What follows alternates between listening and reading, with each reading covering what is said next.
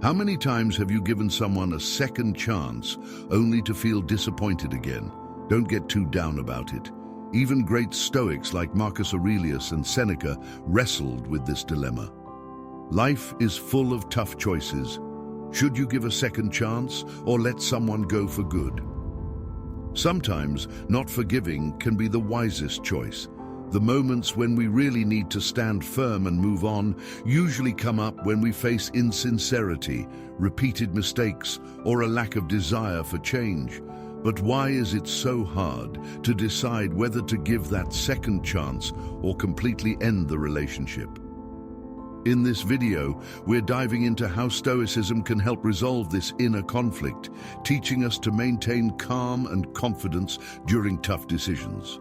We'll look at 12 reasons to help you figure out when to give a second chance and when it's better to let go. These Stoic principles won't just guide you in making rational decisions, but they'll also aid in your personal growth and emotional balance. First off, people rarely change. Deeply ingrained behaviors or personality traits not only need recognition and a desire to change, but also constant effort and often even professional help. It's rare for people to really address this. People often get stuck in the same patterns, not because they consciously choose them, but because those patterns are comfortable and familiar, even if they end up being harmful to themselves or others. For example, the Roman emperor and Stoic philosopher Marcus Aurelius often emphasized the importance of self-discipline and self-reflection. To break free from old habits and make real changes, you need a good environment and a support system. Without these key elements, even the most determined people can struggle to make meaningful progress. While change is possible, completely transforming your character or behavior can be tough, especially without internal motivation and proper external support. Giving someone a second chance in hopes of change might not be very effective. Taking risks can depend on how serious past actions or behaviors were. This chance might put us at risk again without any real hope for change. Often it reflects our desire more than the actual possibility of someone changing. Recognizing that people rarely change doesn't mean we should give up on everyone at the first sign of imperfection. Instead, it allows us to realistically assess the situation and protect our emotional and physical well-being. This understanding frees us and helps us move forward. Clarity in relationships and situations that foster mutual growth and respect. Second, never compromise your values. Every time we face a choice, like giving someone a second chance, it's important to think about how that choice aligns with our deepest values. Stoicism, as a philosophy, emphasizes unwavering virtue, teaching us that no circumstances should make us stray from our principles. Virtue and honesty are the cornerstones that we should uphold, guiding every decision we make while staying true to our desire to align with our rational and virtuous nature. For example, the Roman philosopher Seneca said that true wisdom isn't about endlessly forgiving or being swayed by desires that undermine not just ourselves, but also our spiritual and moral foundations. When we face the decision of giving someone a second chance, our first question should be whether it aligns with our core values. If someone's past actions show they don't deserve that chance, then we need to stick to our values. Giving up on compromise can lead to a bunch of hurt feelings and disappointments. Compromise can not only throw us off track, but also allow toxic or destructive relationships to persist, undermining our integrity and well-being. By sticking firmly to our values, we set clear boundaries that protect our interactions with others and steer them in a positive direction. Compassion should be at the heart of our relationships, but that doesn't mean we just blindly forgive everything. It's about knowing when compassion is appropriate and when it's not. Giving someone a second chance is good for everyone, but sometimes it just makes things worse and deepens our pain and others' pain. Learning this really means embracing Stoic philosophy, which encourages us not only to find inner balance, but also to genuinely reflect on our actions. Third, some people don't know how to remorse. It's not just talk. It's a complex journey of self-discovery and a real willingness to change. This is crucial for healing and rebuilding relationships. True remorse involves deep reflection and acknowledging our own mistakes, along with taking active steps to make things right. Efforts to improve the situation can be significant, and true remorse might be linked to a lack of self-awareness or the inability to acknowledge one's mistakes. Sometimes people prefer to blame external circumstances instead of taking responsibility for themselves.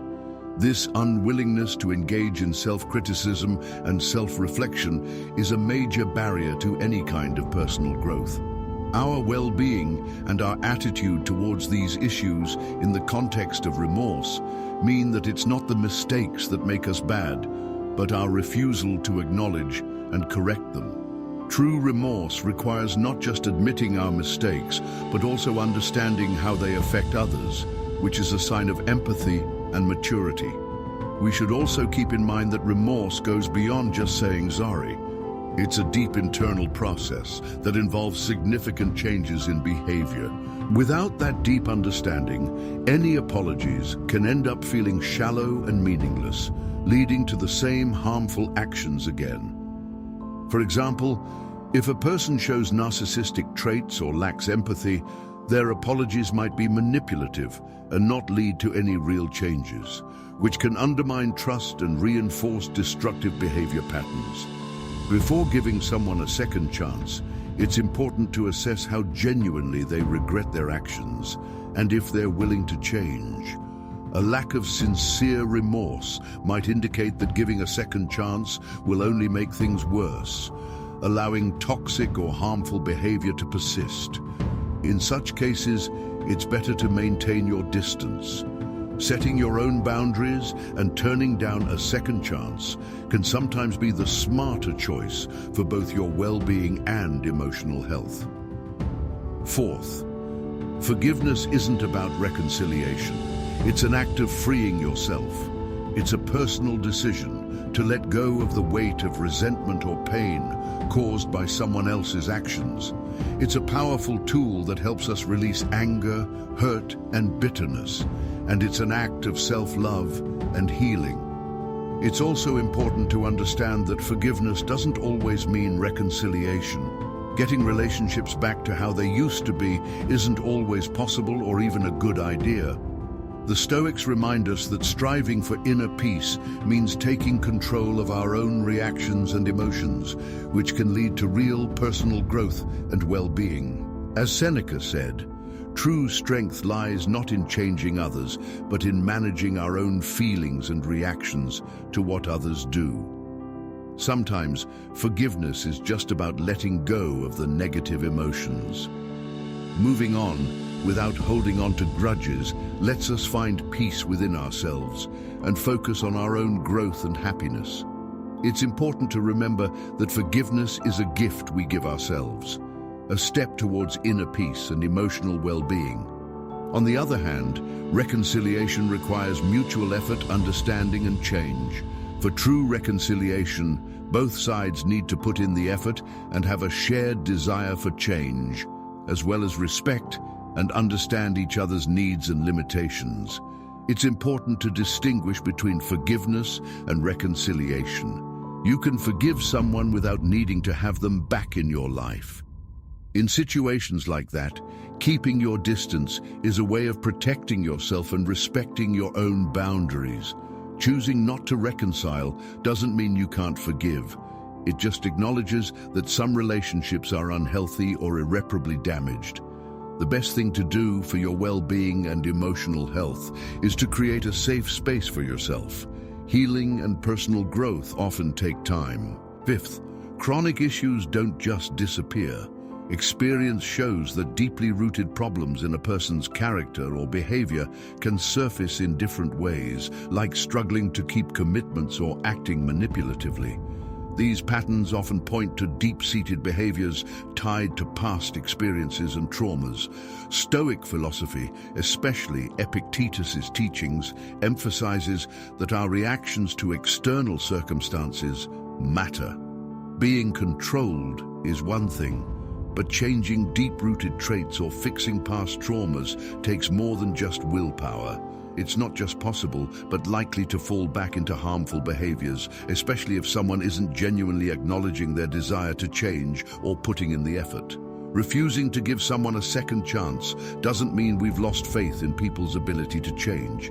It's more of a pragmatic recognition that real change takes time, conscious effort, and consistency.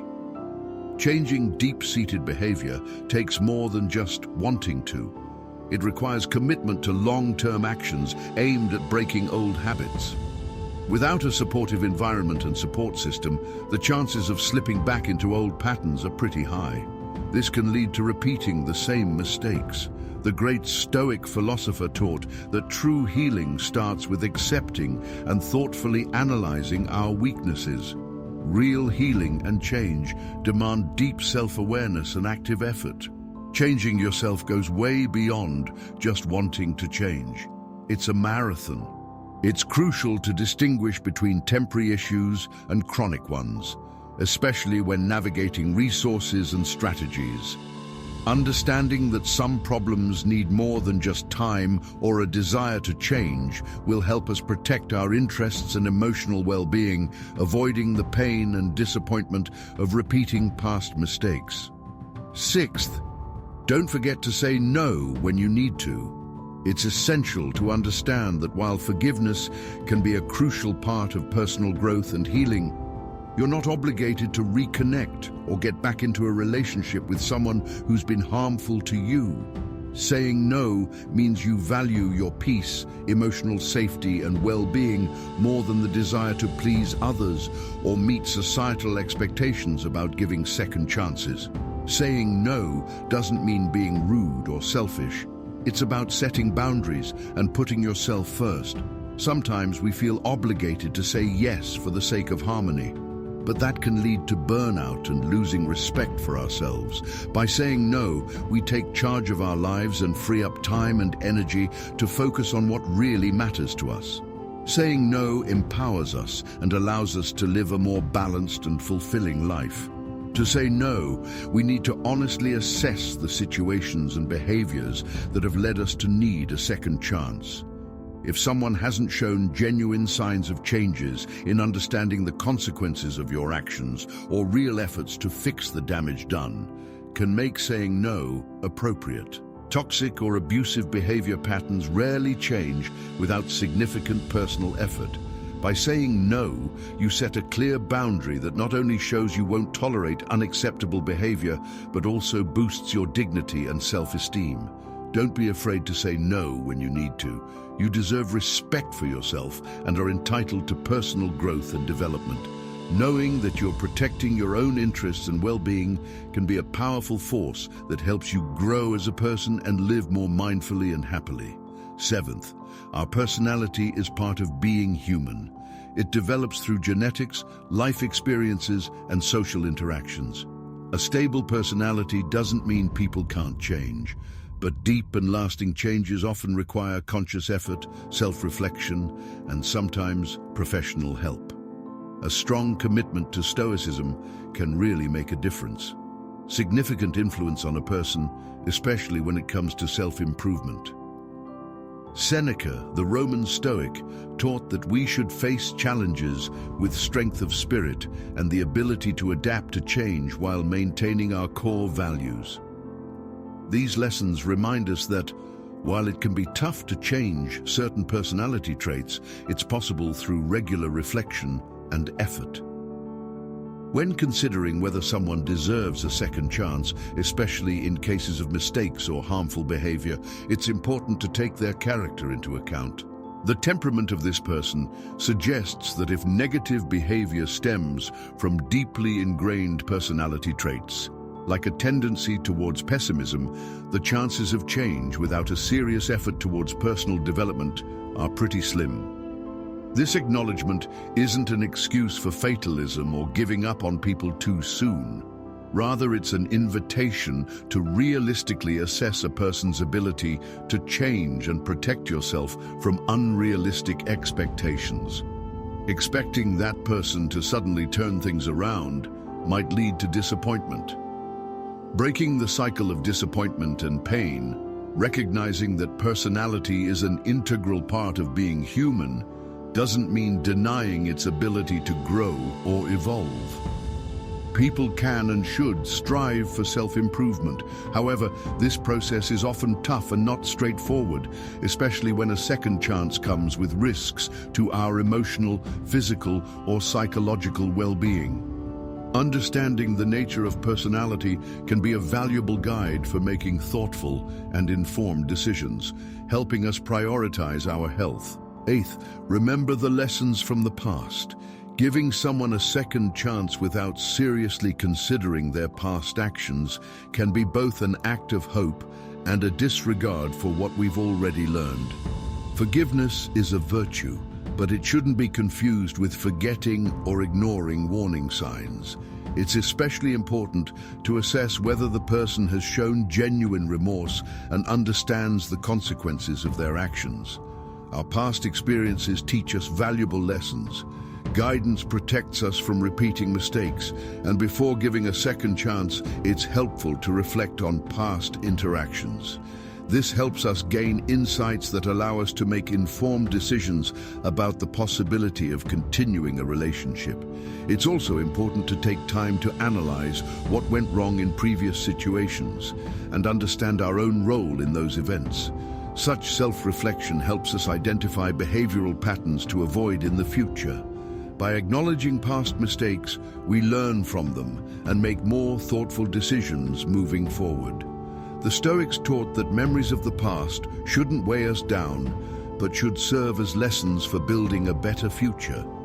Marcus Aurelius emphasized the importance of using every experience to strengthen our character and foster spiritual growth. Another key reason to remember the lessons of the past before giving someone a second chance is to avoid potential manipulation or being taken advantage of again. By reflecting on past experiences, we can judge how genuinely someone has repented and taken steps to change. This understanding is crucial. Helps protect yourself from recurring pain, prioritize self-respect and healthy boundaries. It also helps us clearly express our needs and create a safe and respectful environment, avoiding further disappointment. This doesn't mean shutting the door on forgiveness or possible reconciliation in the future, but rather acknowledging that trust has to be rebuilt through actions, not just empty promises. Ninth, don't be a slave to your impulses. Acting. By giving in to the urge to reconcile or the fear of being alone, we risk hurting ourselves again. Instead of just following our impulses, it's crucial to take a close look at why past relationships were harmful and whether the issues were properly addressed. When considering whether to give someone a second chance, it's helpful to take a step back and assess the situation with a clear mind and a calm heart. It's important to spend some time thinking about all the possible outcomes. Often, the strongest and healthiest decision is to say no. Opening up doors that were closed for good reasons teaches us the value of self-control and awareness. Marcus Aurelius, for instance, talked about the importance of managing our emotions and actions so we don't become playthings of circumstances. Cultivating long-term well-being is a sign of emotional maturity and self-respect. By developing the ability to look beyond immediate desires and consider the long-term consequences of our choices, we not only take care of our emotional health, but also contribute to something greater. Creating a more conscious and meaningful future isn't just about protecting ourselves from potential harm. Awareness and self-control not only help us avoid past mistakes, but also lay the groundwork for healthier and more resilient relationships down the line. 10th, nothing is guaranteed. Uncertainty is just part of life, especially when it comes to human relationships. Choosing to give someone a second chance with the hope that things will improve is based on trust. We have to accept the fact that nothing in life is certain. It's not guaranteed, but it's really important when figuring out if someone deserves a new chance. This understanding makes us realize that no matter the promises made or hopes placed, we can't be sure that past behaviors won't come back. People tend to stick to their old habits or repeat harmful actions. This is especially crucial to keep in mind when trust has been seriously broken. A Stoic approach can offer a unique perspective on uncertainty in relationships, like what Marcus Aurelius talked about. We learned that outside circumstances are often unpredictable, and our strength lies in our ability to maintain inner calm, regardless of what's happening around us. Realizing that nothing is guaranteed helps us weigh the decision about a second chance more carefully and realistically. This means considering not just the promises of change, but also the risks that come with them, as well as being ready to accept those risks. It doesn't mean living in constant uncertainty or being skeptical. It doesn't mean giving up simpler ways to find some kind of reconciliation. Also emphasizes the importance of setting boundaries and conditions for a second chance if we decide to give one. This includes clearly stating expectations and establishing consequences if those expectations aren't met. This approach not only protects the emotional well-being of the person giving the second chance, but setting conditions for a second chance creates a foundation for a more mindful and intentional approach to either repairing the relationship or ending it for good. It gives the opportunity for growth, and development shouldn't come with unnecessary risks. 11th, don't let your emotions cloud your judgment. The reality is often way more complicated, especially when emotions start pulling you away from a rational approach, influencing your decision to give someone a second chance. It's easy for the heart to get caught up in good memories and hope for change. Wanting to see only the good in people can lead us to ignore important lessons from the past. In these situations, it's crucial to keep your emotions in check and stay clear-headed. In reality, wise folks like Seneca and Epictetus emphasize the importance of finding a balance between feelings and logic. They encouraged us to acknowledge our emotions, but not let them dictate our actions without carefully considering the possible consequences first.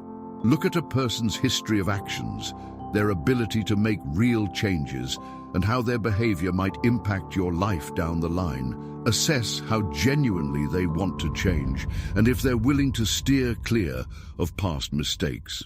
Setting clear boundaries is also a way to protect yourself. It doesn't mean shutting the door on forgiveness or the possibility of reconciliation later, but it does ensure that those steps won't put your emotional and physical well-being at risk.